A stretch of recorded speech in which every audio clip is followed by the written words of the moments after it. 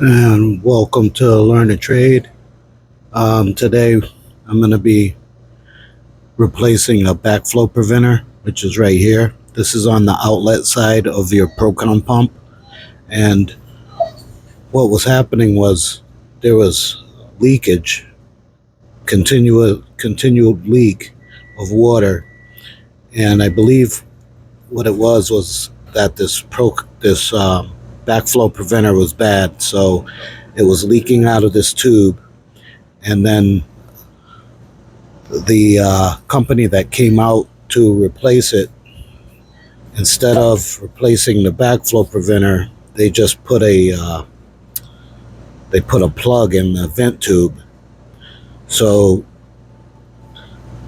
that's not really a proper repair for it. So it ended up leaking out of here past the clamp and building up pressure, and it had a continual leak that they couldn't find. So I'm going to go ahead and replace that backflow preventer now.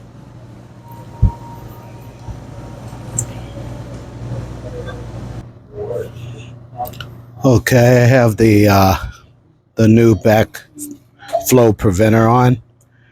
I'm just going to finish connecting that up now. Just give me a moment. Yeah, but that was 10-year period, 1995 to 2005. After 150,000 miles, it closed their forward year. I'm a poor guy, so I just take this.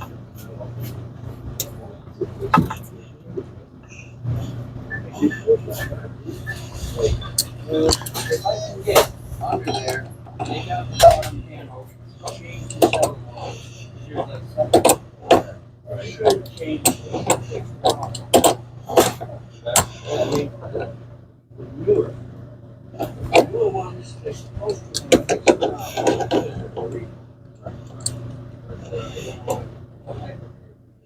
I'm driving. Okay.